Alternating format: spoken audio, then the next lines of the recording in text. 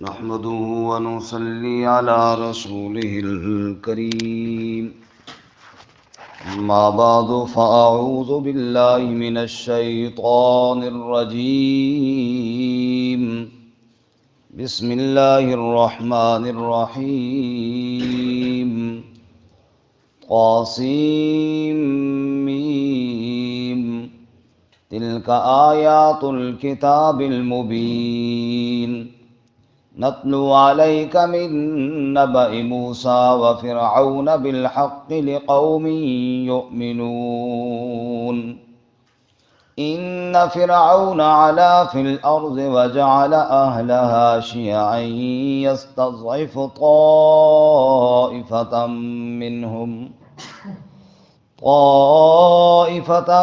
منهم يذبح أبناءهم ويستحيي نساءهم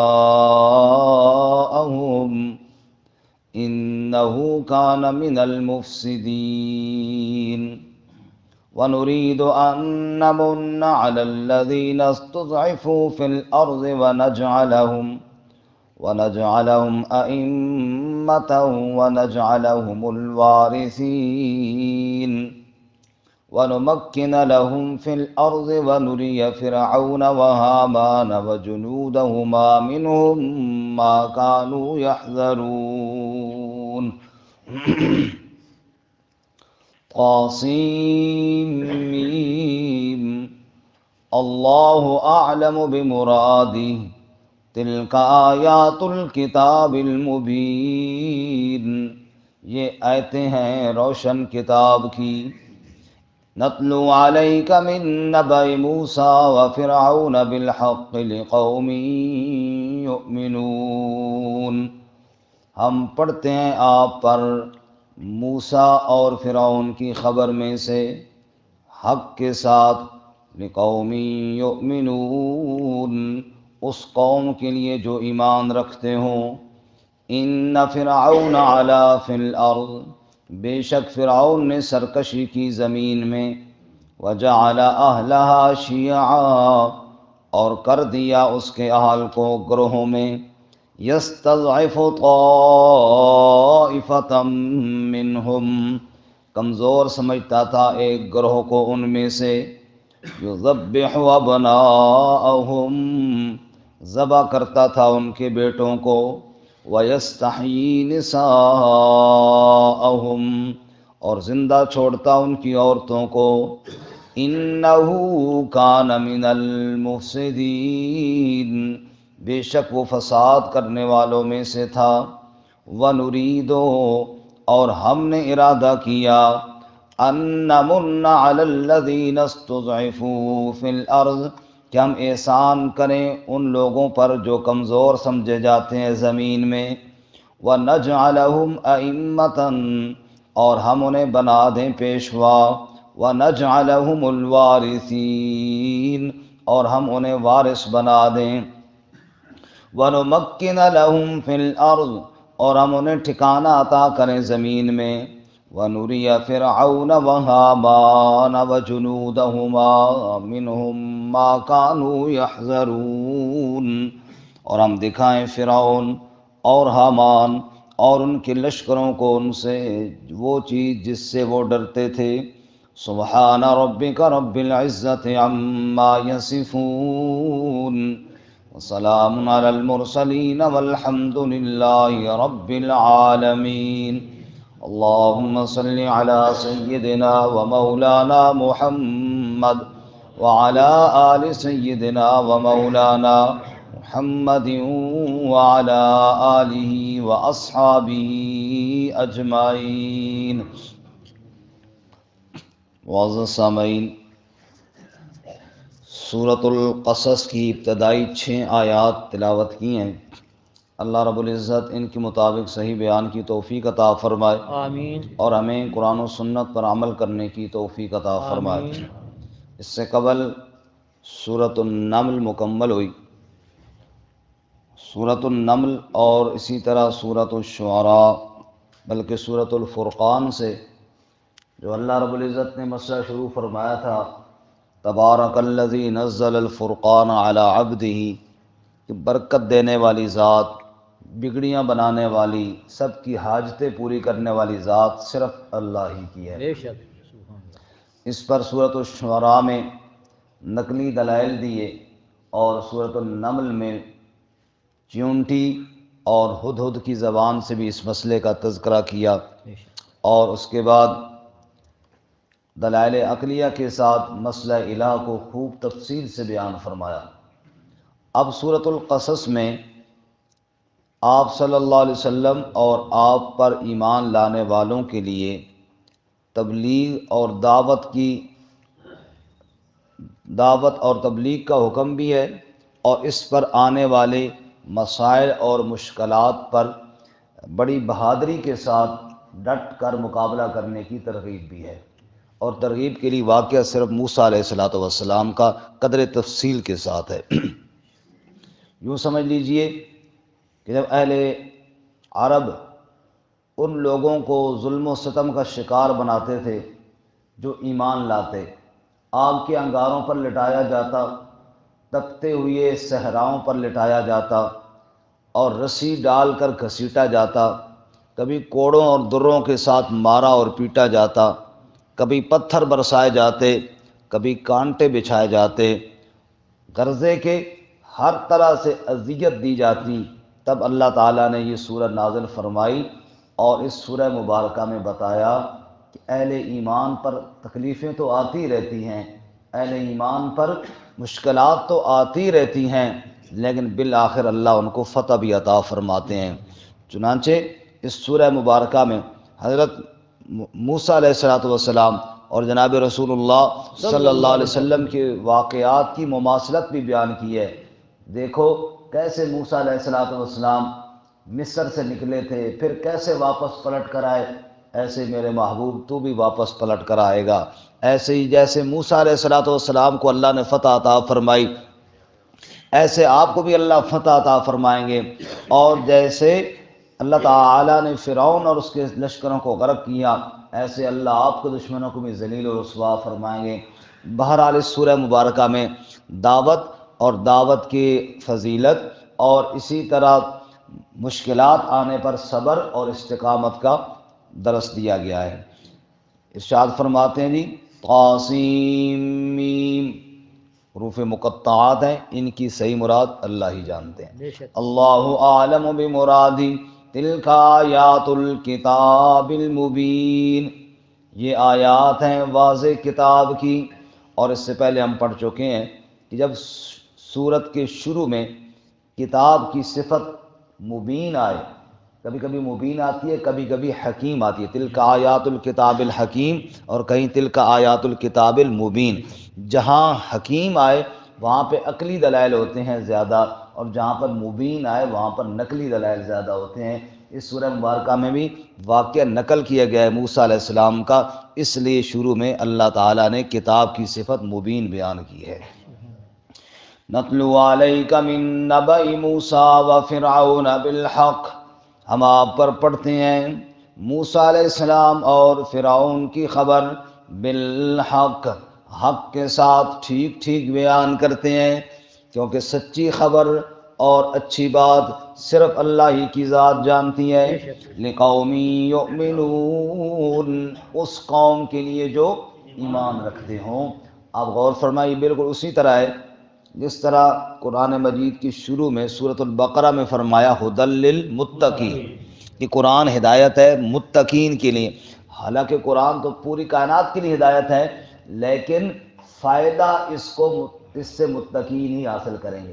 جیسے یہ لائٹ روشن ہے نا جی، تو میں کہوں جی یہ لائٹ ہم نے روشن کی ہے آنکھوں والوں کے لیے، حالانکہ لائٹ تو سب کے لیے ہے، لیکن اندھوں کو نظر واقعی نہیں آئے گا، ہے تو ان کے لیے بھی لیکن ان کو نظر نہیں ہے، یعنی اگر وہ دیکھنا چاہیں تو پابندی نہیں ہے، لیکن وہ دیکھ نہیں سکتے۔ ایسے ہی قرآن تو ہدایت سب کے لیے ہے، لیکن فائدہ متقین حاصل کریں گے۔ یہ واقعہ بھی سب کے لیے عبرت ہے، لیکن اس واقعے سے فائدہ ایمان والے ہی حاصل کریں گے، بے ایمان اس سے کوئی فائدہ حاصل نہیں کر پائیں گے۔ اور دوسرا مطلب اس سے یہ بھی ہے، کیونکہ یہ واقعہ اہل ایمان کی مشقتوں اور تکلیفوں کے بعد نازل کیا گیا، تو یہ ان کے لیے خوب رہنمائی ہے کہ دیکھو تمہارے اوپر بھی مشقتیں اور تکلیفیں آ رہی ہیں، یہ واقعہ پڑھو اللہ کے نبیوں پر کتنی مشقتیں آئی تھیں۔ فرمایا نتلو علیک من نبأ موسیٰ وفرعون بالحق لقوم یؤمنون، ہم آپ پر موسیٰ اور فرعون کا واقعہ ٹھیک ٹھیک بیان کرتے ہیں، فائدہ اس قوم کو ہوگا جو ایمان رکھنے والے ہیں۔ مختصر یہ ان فرعون علا فی الارض، یہاں پر اجمالی جو آج کا ہمارا سبق ہے نا، اس میں اجمالی واقعہ مختصر بیان کیا، تفصیلی انشاءاللہ کل سے شروع ہوگا۔ ان فرعون علا فی الارض، بے شک فرعون نے سرکشی کی، بغاوت کی، متکبر ہوا زمین میں، وجعل اہلہا شیعا، اور زمین والوں کو، ملک والوں کو گروہوں میں تقسیم کر دیا۔ یہ ذرا دیکھنا جی، فرعون کی حکومت کی چال، اور پھر اپنے اس وقت کے حالات پر نظر رکھنا۔ فرعون نے کیا کیا؟ لوگوں کو گروہوں میں بانٹ دیا اور خود حکومت کرتا رہا۔ خود کیا کرتا رہا؟ حکومت کرتا رہا۔ کیوں کہ جب لوگ گروہوں میں بٹ جائیں تو آپس میں لڑتے رہتے ہیں، گروہوں میں بٹ جائیں آپس میں لڑتے رہتے ہیں، جب آپس میں لڑتے رہتے ہیں تو پھر بڑے کی طرف، بڑے دشمن کی طرف لڑنے کا سوچتے ہی نہیں ہے، موقع بھی نہیں ملتا کیونکہ فرصت ہی نہیں ہوتی، ساری توانائیاں ان کی آپس کے مقابلوں میں صرف ہو جاتی ہیں۔ اس وقت بھی دشمن نے ہم سب کو گروہوں میں تقسیم کر دیا، بالکل وہی فرعون والی چال ہے کہ ان کو آپس میں گروہوں میں تقسیم کر دو، سیاسی پارٹیوں کو بھی تقسیم کر دو، مذہبی پارٹیوں کو بھی تقسیم کر دو، یہ آپس میں لڑتے رہیں اور ایک دوسرے کے خلاف خوب جناب توانائیاں صرف ہوتی رہیں۔ جب یہ آپس میں لڑتے رہیں گے تو دشمن کے ساتھ لڑنے کا ان کے پاس ٹائم ہی نہیں ہوگا اور دشمن مزے سے عیاشیاں کرتا رہے گا۔ آپ بھی دیکھ لیجئے کہ کس طرح دشمن یعنی جگہ بن کر بیٹھا ہوا ہے اور جناب مسلمان لڑ رہے ہیں آپس میں، اور ان کو آپس میں لڑا دیا، فرقوں میں تقسیم کر دیا، چاہے مذہبی پارٹیاں ہیں چاہے سیاسی پارٹیاں ہیں۔ اللہ امت مسلمہ کو اتحاد نصیب فرمائے۔ تو یہ فرعون کی چال پرانی ہے، وجعل اہلہا شیعا، اس نے گروہوں میں تقسیم کر دیا، جب گروہوں میں بٹ جائیں گے تو پھر آپس میں لڑتے رہیں گے۔ اور ہمارے ہاں یہ تصور پایا جاتا ہے، دین کی جس جز پر کوئی عمل کر رہا ہے اسی کو کل دین سمجھتا ہے اور اس کے علاوہ کی نفی کر رہا ہوتا ہے۔ نتیجہ کیا نکلتا ہے کہ اس کی نفی کرنے کی وجہ سے ایک تو گناہگار ہوا اللہ کے ہاں کہ دین کے کسی جز کی نفی کی یا حقارت کی یا تحقیر کی یا اس کو کم تر سمجھا، ایک تو یہ ہوا۔ دوسرا یہ ہوا کہ بس وہ اسی میں اس کی ساری محنت لگے، یہ بہتر ہے یا یہ بہتر ہے، یہ ہے ٹھیک ہے یا وہ ٹھیک ہے۔ اور دشمن جو کفر ہے، جو ہمارا ازلی دشمن ہے، جیسے اللہ تعالیٰ نے کہا یہود تمہارے اس طرح دشمن ہے جیسے شیطان دشمن ہے، فرمایا شیطان بھی تمہارا کھلا دشمن ہے۔ اور لَتَجِدَنَّ أَشَدَّ النَّاسِ عَدَاوَةً لِلَّذِينَ آمَنُوا الْيَهُودِ، یہودی بھی تمہارے بڑے سخت دشمن ہیں۔ ان کی طرف تو کبھی ہم نے سوچا بھی نہیں کہ وہ کیا کر رہے ہیں، بس ہمارا اسی میں جھگڑا ہے کہ جناب فلانی جماعت والے بہتر ہیں یا فلانی جماعت والے بہتر ہیں۔ چلو یار وہ غیر بہتر ہی صحیح، لیکن کام تو دین کا کر رہے ہیں نا، ان کو چھوڑو، ان کی فکر کرو جو اصل ہمارا دشمن ہے، لیکن ان سے نکلیں تو ادھر سوچے نا۔ بس انہی میں ہم کھب کر اور ڈب کر بیٹھ گئے ہیں اور ایسے گروہوں میں تقسیم ہوئے ہیں کہ دشمن کی طرف لڑنے کا کبھی سوچا ہی نہیں ہے ہم نے۔ تو یہی فرعون کی چال تھی جو آج بھی چلی آ رہی ہے، اور جب تک اس سے ہم نہیں نکلیں گے اور امت مسلمہ نہیں نکلے گی تب تک دشمن یوں ہی مسلط رہے گا اور مارتا پیٹتا رہے گا، اور اوپر سے جناب خود فیصلہ کرنے والا بھی آ جائے گا۔ دو چڑیاں آپس میں لڑ رہی تھی نا، اور جب چڑیاں لڑتی ہیں تو آپ نے دیکھا ہوگا بالکل گتھم گتھا ہو جاتی ہیں، ایسے گتھم گتھا ہوئی تھی۔ اوپر سے بلی آ گئی، اس نے دیکھا زبردست صحیح آپس میں لڑ رہی ہیں، آرام سے بیٹھ کے دونوں کو کھا لیا، اور دونوں کو کھا کر کہتی ہے شکر ہے میں موقع پر پہنچ گئی ورنہ تو یہاں خون خرابہ ہو جاتا۔ سمجھ آئی؟ بالکل اس وقت امریکہ ہو، اسرائیل ہو، یا جتنے بھی ہمارے دشمن، بالکل وہ اسی طرح کر رہے ہیں، لڑایا آپس میں، اور ہم آپس میں لڑ گئے، اوپر سے آئے، اس کو بھی مارا، اس کو بھی مارا، اور کہا کیا جی ہم نے امن قائم کر دی ہے، ہم نے کیا قائم کر دی ہے؟ یہ بالکل وہی چال ہے کہ جو فرعون کی چال تھی، وَجَعَلَ أَهْلَهَا شِيَعًا، لوگوں کو لڑاؤ، لوگوں کو تقسیم کرو، اور پھر جگہ بن کر اوپر فیصلہ کرنے والا آ جاؤ، اور فیصلے بھی اسی طرح جس طرح اس بلی نے چڑیوں کے اوپر فیصلہ کیا تھا، بالکل ایسی فیصلے ہوئے۔ وَجَعَلَ أَهْلَهَا شِيَعًا، اور فرعون نے گروہوں میں تقسیم کر دیا، يَسْتَضْعِفُ طَائِفَةً مِّنْهُمْ، ان میں سے ایک گروہ کو بڑا کمزور سمجھتا تھا، بنی اسرائیل کو، یہ تو غلام لوگ ہیں جی، ان کو مارو، ان کو جناب غلامی میں لگاؤ، اور ان سے ہر کام کرواؤ، اور ان کو مزدوری نہ دو۔ جیسے آج ہمارے پاکستان کا مزدور مزدوری کرتا ہے، دھاڑی لگاتا ہے، اور اپنی محنت مشقت کرتا ہے، اور پیسے کس کو دے دیتا ہے؟ ٹیکس لے کر، اور دشمن کے اکاؤنٹ میں چلے جاتے ہیں۔ مزدوری یہ کرتا ہے، پسینہ اس کا نکلتا ہے، اور مزے وہ کر رہے ہیں۔ یہ وہی فرعونی طاقتیں ہیں جو اس وقت بھی تھی۔ اس وقت ذرا طریقہ کار اور تھا، اب طریقہ کار بدل گیا ہے۔ فرمایا یستضعف طائفة منہم، کمزور سمجھتا تھا ایک گروہ کو ان میں سے، یذبح ابناءہم، ذبح کرتا تھا ان کے بیٹوں کو، ویستحیی نساءہم، اور زندہ چھوڑتا تھا ان کی عورتوں کو، عورتوں سے خدمت لیتا، بچوں کو ذبح کر دیتا۔ انہو کان من المفسدین، بے شک وہ بہت فساد کرنے والوں میں سے ایک تھا۔ لیکن وَنُرِيدُ، رب کہتا ہے ہم نے یہ ارادہ کیا، أَن نَّمُنَّ عَلَى الَّذِينَ اسْتُضْعِفُوا فِي الْأَرْضِ، کہ ہم احسان اس گروہ پر کرے جو زمین میں کمزور سمجھا جاتا ہے۔ اللہ کہتے ہیں ہم نے بنی اسرائیل پر احسان کرنے کا فیصلہ فرمایا، اور ظالم کو ذلیل کرنے کا فیصلہ فرمایا۔ وَنَجْعَلَهُمْ أَئِمَّةً، اور ہم نے ان کو پیشوا بنا دیا، ہم نے ان کو رہبر اور رہنما بنا دیا۔ وہ قوم جس کو کمزور سمجھا جاتا تھا، ہم نے اس کو عزت دینے کا فیصلہ کر لیا۔ وَنَجْعَلَهُمُ الْوَارِثِينَ، اور ہم نے اس کو زمین کا وارث بنا دیا۔ فرعونیوں کو ہم نے غرق کر دیا، اور اس کمزور قوم کو ہم نے زمین کا وارث بنا دیا۔ سب کچھ کرنے والا کون ہے؟ اللہ۔ اس لیے اللہ اپنے محبوب صلی اللہ علیہ وسلم کو یہ دعا سکھاتے ہیں، قُلِ اللَّهُمَّ مَالِكَ الْمُلْكِ تُؤْتِي الْمُلْكَ مَن تَشَاءُ وَتَنزِعُ الْمُلْكَ مِمَّن تَشَاءُ وَتُعِزُّ مَن تَشَاءُ وَتُذِلُّ مَن تَشَاءُ بِيَدِكَ الْخَيْرُ، اے اللہ تو ہی ملک کا مالک ہے، جس کو چاہتا ہے ملک دیتا ہے، جس سے چاہتا ہے ملک چھین لیتا ہے، جس کو چاہتا ہے عزت دیتا ہے، جس کو چاہتا ہے ذلیل کر دیتا ہے۔ سب خیر یا اللہ تیرے ہی ہاتھ میں ہے۔ بے شک۔ تو شاہوں کو گدا کر دے، گدا کو بادشاہ کر دے، میرے اللہ تیری مرضی، جدھر چاہے ادھر کر دے۔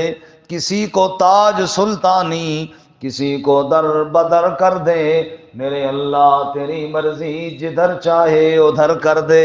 اشارہ تیرا کافی ہے گھٹانے اور بڑھانے میں۔ اگر اللہ فرماتے ہیں وَنُمَكِّنَ لَهُمْ فِي الْأَرْضِ، ہم نے اسی کمزور قوم کو زمین میں ٹھکانہ دیا۔ وَنُرِيَ فِرْعَوْنَ وَهَامَانَ وَجُنُودَهُمَا مِنْهُمْ مَا كَانُوا يَحْذَرُونَ، فرعون اور اس کے لشکر کہتے تھے بنی اسرائیلیوں کا کوئی بچہ بڑا نہ ہو تاکہ ہم سے اقتدار نہ چھینے۔ رب کہتے ہیں ہم نے فیصلہ کیا، وَنُرِيَ فِرْعَوْنَ وَهَامَانَ وَجُنُودَهُمَا مِنْهُمْ مَا كَانُوا يَحْذَرُونَ، جس بات سے ان کو ڈر تھا ہم ان کو وہ دکھائیں۔ انہی بنی اسرائیل میں سے ہم نے موسیٰ علیہ السلام کو اٹھایا، اور پھر کیسے ان کی حفاظت فرمائی وہ انشاءاللہ ہم کل پڑھیں گے۔ کیسے انہیں چھری سے بچایا، پھر لہروں سے بچایا، اور پھر کیسے مدین سے واپس لایا، اور پھر فرعون کے سامنے کھڑا کر دیا، اور موسیٰ کھڑے ہوئے اور پھر کیسے اس کے تخت کو ہلا کر کے رکھ دیا، بالآخر اللہ نے فتح عطا فرمائی۔ رب کہتے ہیں میری طاقتیں آج بھی موجود ہیں، اسی طرح موجود ہیں، لوگو تم میرے ساتھ تعلق پختہ کرو، دنیا کی کوئی فوج اور کوئی طاقت تمہیں زیر نہیں کر سکے گی۔ اللہ تعالیٰ عمل کی توفیق عطا فرمائے۔